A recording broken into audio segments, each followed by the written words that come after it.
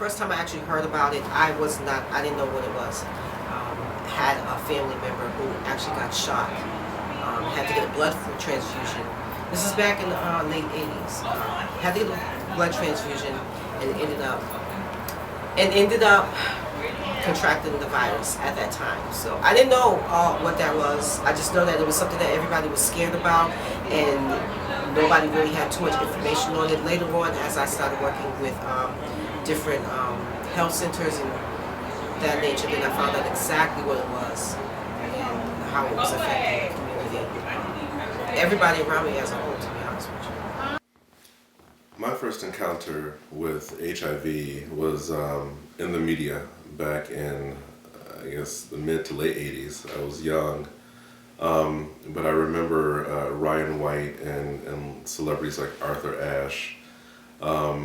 My grandmother was also in the healthcare field, so I remember it being a big concern of hers, not in the way that it was for other people, but she worked very intimately in infectious disease at the hospital that she worked at. And I also remember my grandmother trying to adopt a black preemie by the name of Jordan, who was HIV positive, and she was denied adoption rights because she was a white woman. I remember just all of the stigma and the hoopla around it and all of the uncertainty around it. I also remember very graphic and detailed commercials promoting safe sex.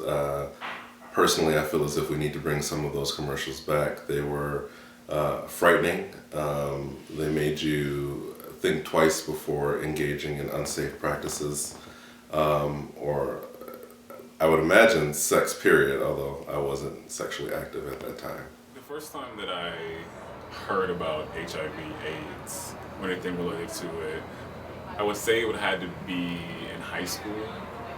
And I think that there was a disconnect from me personally, because the conversation was really around like heterosexual sex. They talked a little bit about the history, about it being a gay disease and some of like the skin cancer, stuff like that. But I think that it wasn't really that effective for me. And I don't think it became really effective until college, and when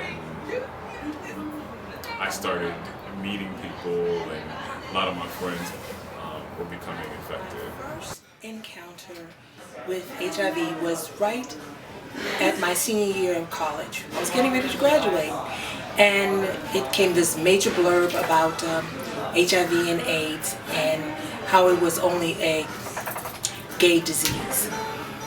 And I noticed that at that particular time, the only people that were ever on the television, ever in the news, ever in the magazine, were always Caucasian males. It said the ads derived from things like, oh, it came from Africa, it came from the monkeys, but then only white males were infected. So I thought about that for a little while, and I said, that cannot be really, really true, because there are men of color, women of color that have an alternate lifestyle other than heterosexuals. And so if they're saying that this is a gay disease, then all of these people of color are going to be infected by it or affected by it. 8th or 9th grade, I was in my health class and we were talking about STDs. And in my health book, it was very interesting because the section that talked about HIV had a picture of 2 white gay men holding hands in the Castro. And then I talked about HIV and how in '81 all these people were dying of HIV, didn't know what this virus was. But for me, I automatically, from that picture, connected it with being gay. And I was gay, I am gay. And I automatically just assumed like that's just a part of being gay. And then to also be growing up in a church that was telling me that God brought AIDS to gay people because they're wrong and they're going to hell, that just didn't help also.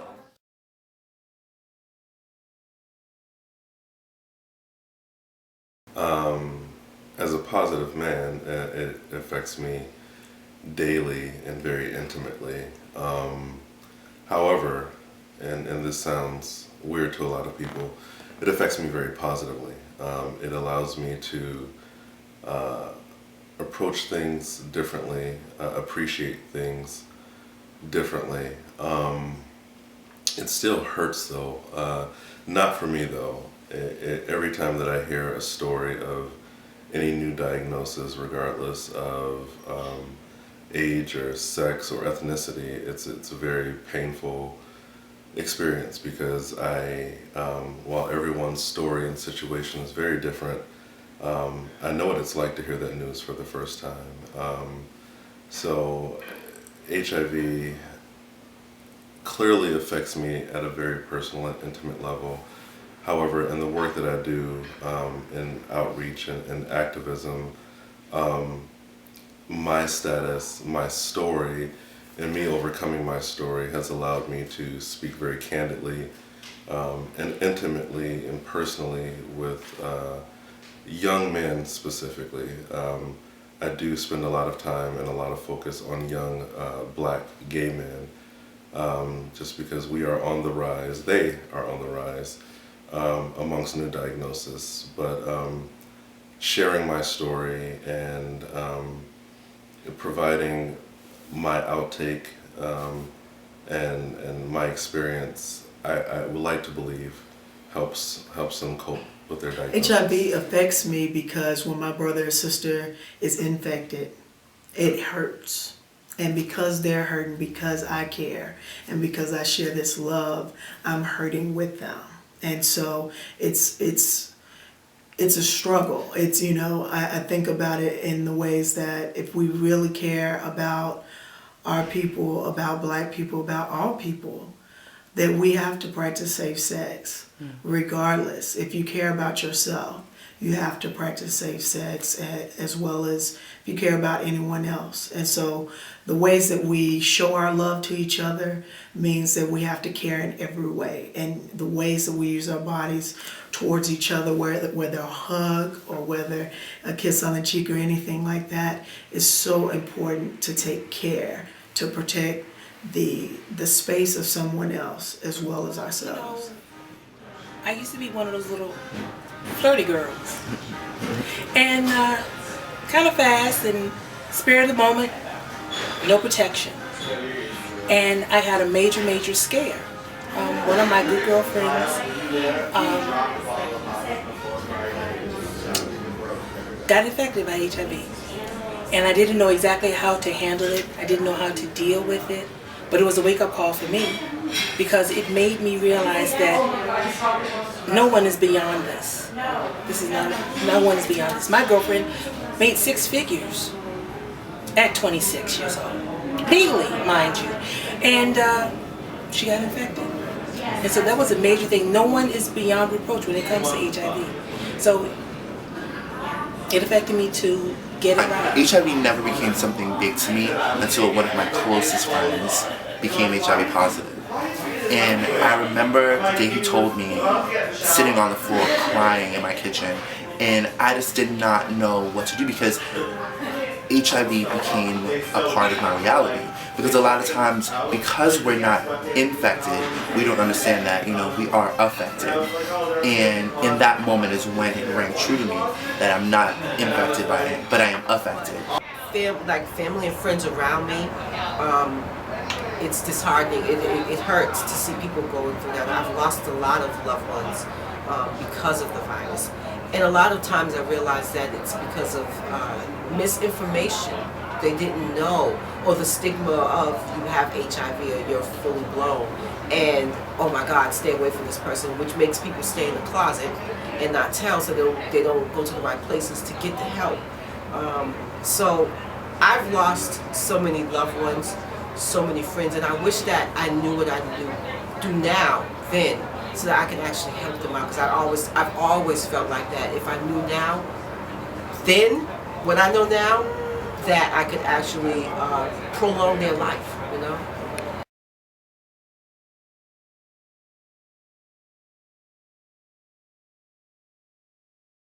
I feel that with the CDC study around black people and how HIV is going up, among young black gay men, it's astonishing because we live in a society that tells young black gay men that they don't matter, that they're not worth it, and, basically go out and kill yourself. Basically, that is what our society tells young black gay men. So are we really surprised that HIV is so high among young black gay men? And I feel as people who are in prevention work, we have to do a better job at looking at prevention holistically. That means mentally, that's physically, that's sexually, that's emotionally. And if we start to look at prevention that way and attacking it and saying, you know what, you matter. If we really start to look at young black gay men and say, you know what, why is young black gay men the highest number of people who deal with depression and anxiety against the general population? There's more young black gay men who deal with depression and anxiety than the general population. That's crazy. And if we start to deal with all the underlying things, we will stop turning sex and making sex a weapon against us and going out and getting ourselves infected. The CDC studies that have been released, I think, are, I applaud the Center for Disease Control for everything that they've done. And I'm excited that they've recently, although very, very premature and very late, have started to focus on the African American community and black men who have sex with men. The advancements that we've made in treating or possibly treating HIV and AIDS with PrEP and PEP, I think, show where we're going. However, I am disappointed on the other end with the Center for Disease Control, because I feel like they, of all organizations and entities, have the power to address this issue within the black community with the most gust and power. And I think the campaign that they've just released is pretty soft, and I understand the importance of marketing it to cities with a high density of black gay men, but I think there's something to be said for the lapse of presence in cities like Boston. I've recently done studies with the Black AIDS Institute regarding black men who have sex with men here in Boston, and while our numbers per se are not as great, the impact that it has on our population per capita is astounding. So I'd like to see them focus more globally with their new research. I think that it really is telling that there's something that the CDC is missing.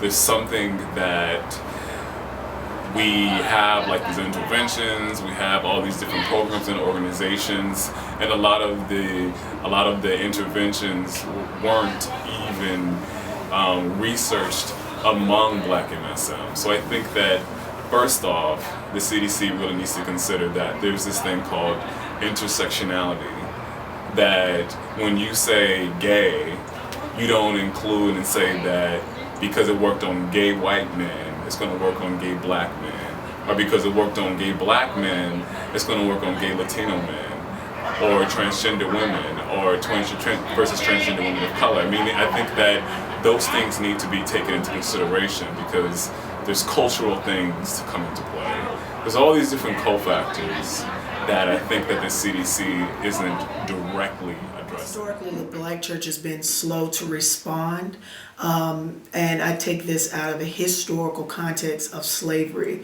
where our bodies were not our own and where males and females, children, were raped by their masters. And unfortunately, the shame associated from rape, from not being able to protect one's family, and the breakup of families as a result from broken relationships, broken trust, and broken bodies, it crushed the spirit. And people try to regain holiness through spiritual practices. And so this is such a sore spot. As we all know, our grandparents don't talk about slavery, and our people don't like to talk about things that are painful. mental health care is for white people, because we want to maintain this spirituality that says if Jesus can't fix it for you, you don't have enough faith. When in reality, Jesus Christ has saved us, and it is up to us to use our sensibilities, and our intellect that God has given us all to take care of ourselves.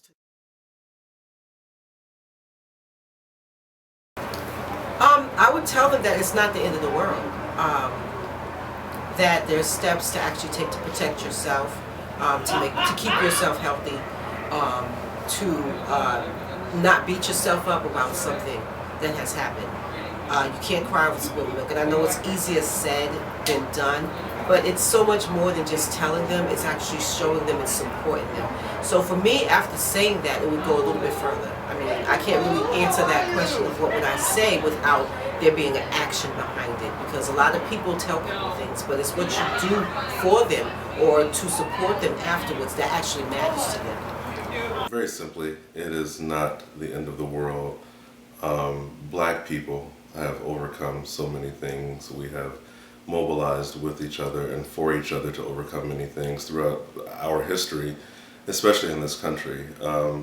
My advice to young black men, young people who are diagnosed, would be to stay on top of your health, stay on top of your condition, be truthful with your status, not only to partners, but to yourself. I went through many years, a decade of denial, where I always kept partners protected, but I didn't quite cope with my status. So my advice, quite simply, is just to own it, embrace it, and turn it into something amazing. What I would tell anybody who's newly diagnosed with HIV virus is that God loves you unconditionally. And it's not about what you've done or where you've been, it's where you're going. And just to, whatever you do, seek the help that you need, mentally, physically, emotionally, and especially the health care that you need to live with this virus. Many people are living long-lasting, healthy lives with AIDS or just HIV. So there's lots of hope, and there are lots of people that will walk with you through this time.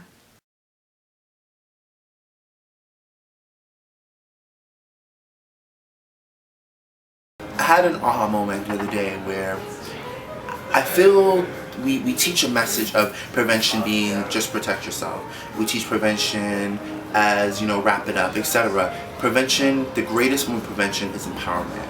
And if we can start to empower people and empower people to understand that respect yourself and respect who you are as a person, that's how we can start to prevent HIV. Me being an example and a leader in the community, I think, also goes a long way, because I feel like there's not a lot of representation, there's not a lot of affirmation. For me, going through what I was going through, my coming out phase, growing up in the church and hating myself and the whole 9 yards, it wasn't the "it gets better" message that helped me and saved my life. It was the "you're not alone" message. And I think that just by being and living in your purpose and in your truth, and I always say this, it gives other people permission to do so. And I think that when people find the love for themselves and the acceptance for themselves, they'll be able to then make those more healthier decisions, and to think and to know that they are worth it and their life is valuable. As far as what the Black church is doing now, there has been strides in talking more about the connection between spirituality and sensuality, between desire for God and desire for each other. Tomorrow, the Black Ministers Alliance will be meeting at Charles Street to take up this issue with the HIV and AIDS Task Force here in Boston.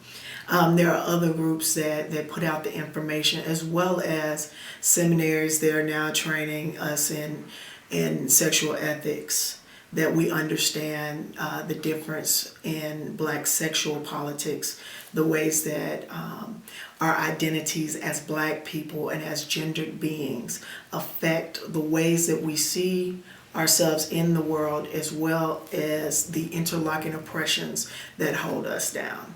And love is the way through this, not faux love, not abusive love, but true love. And that's what the church is coming to today.